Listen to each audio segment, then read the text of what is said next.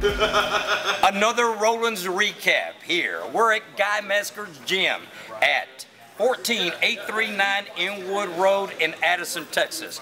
You've always heard that beauty is in the eye of the beholder. You've always heard, I'm going to give you a new one, that beauty lies within the ear of a listener. I'm going to also tell you one other thing. Beauty lies in the hand of a craftsman. Today we're going to see the beauty of the ring at the hands of this man beside me, none other than Don, the Cowboy Cerrone, baby. Good to have you here in Dallas, Texas. I tell you what, I cannot believe this is happening to me. I'm able to stand right beside without getting punished for what this man does in the cage. Behind just right here interviewing. Today, ladies and gentlemen, we got a special interview again. We've already covered, which I don't know what order we're going to put it in. Don't forget, Sean, we need to put them in a certain order, but we've already interviewed Leonard Garcia. Today we step in the interview circle with Don Cerrone, the Cowboy. I tell you what, I think you bring the pride of Texas to reality with this cowboy hat. Tell me what is the story behind the cowboy hat, Don. Come on, tell me. Been a cowboy my whole life, man, but I'm from New Mexico. There ain't no real cowboys in Texas, buddy. Oh, baby! You hear that, baby? I'm not going to disagree with him either, not one bit. I'm not going to do it. He'll say, well, let's go ahead and settle it. You know, I've always heard the adage, fighting solves everything. There's a shirt out there, you know that?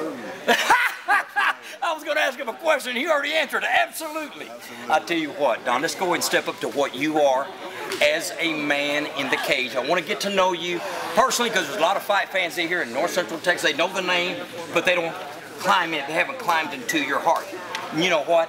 Tell me something about your fight fan record. I know I've got you at 13-3. You're standing at 100. You weigh in at 155 pounds when you fight. Yeah. At 6 feet tall. I tell you, that's a lean, mean machine right there. I tell you what. Tell me what is going on. Tell me about the UFC. Tell me about, oh, you know what?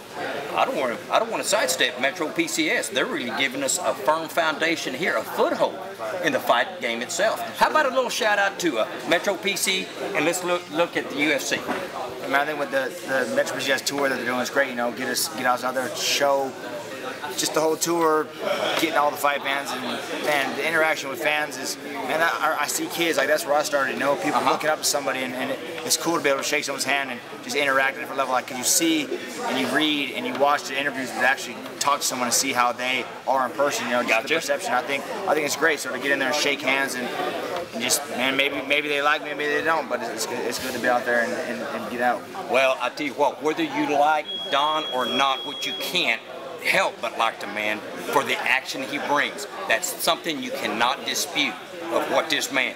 Tell me what goes through your mind before you get into a cage. I'm scared to death. Exactly. You know what? Scared to death. I have fought before, nowhere near this level, but I'm going to tell you, scared to death. My dad used to roll down the windows and say, let all these butterflies get out of here. Hell, they're floating all over the place. I wish you could. I'm scared to death walking it, you know. It's what I always look at Leonard like, man, this is the last time, no more. This is it.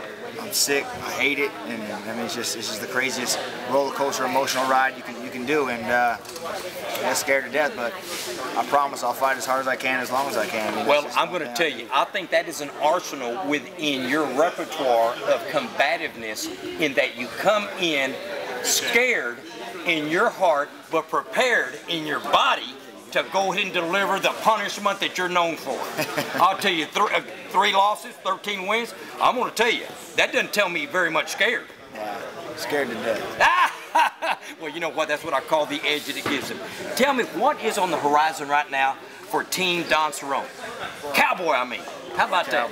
How about that? June 11th, I fight Mac Danzig up in Canada, and I'm going to bust his ass. That's in June, right? June 11th. That's scheduled for June 11th. Okay? Now you received, let's talk about the Fight of the Night award that you just got when you fought February against Paul Kelly.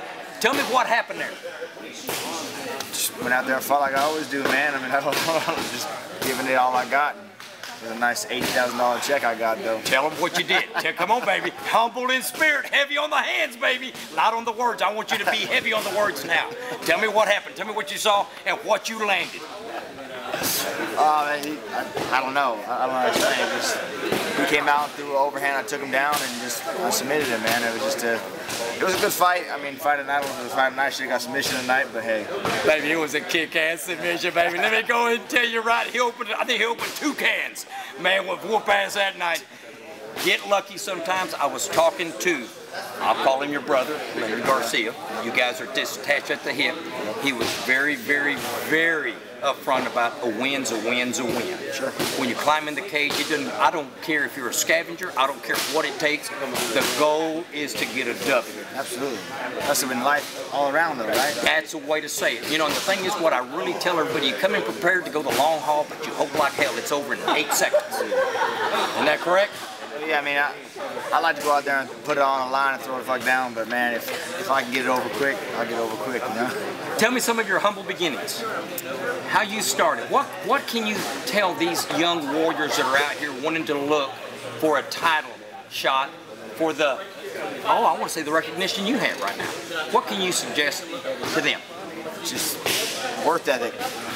You gotta have the will to the days that you don't want to be here. Those are the days you gotta push the hardest. You know, the days you wake up and don't want to go to work. Those are the days you gotta go hard. You know, so just putting every day. You know, it's a lot of people want to be a fighter. You know, they want to have that brand, but you gotta put the long. Man, it's 8 years I've been doing it now. 8 years, and now I'm finally. You know, it's like wow. But well, you're right. Well, we want to give a big shout out. Why don't you spread out that shirt for TapouT? We want to give a special shout out for Metro PCS and what they're doing here. We thank them so much. Again, I'm going to give another quick shout out Saturday, April the 9th. They're going to be at the Hearst Metro PCS office. They're going to be, also TapouT's going to be there registering people to win free tickets to UFC events. I tell you what, anything else, how about a last shout out to anybody, Don? Anybody you want to, mom, family, wife, girlfriend, anybody. And just all the up-and-comers, all the guys that are right on that level, wishing you can, hoping you can, and just keep working and you'll be there, man. Cowboy, it's been my pleasure. My pleasure to shake the hand that knocks out people for a living, baby. I tell you what, I got to touch it, man. But on behalf of www.NorthTexasFisticuffs.com, it's the voice of North Texas combat sports. Roland Gomez coming to you live again in my world. We salute you until our next recap.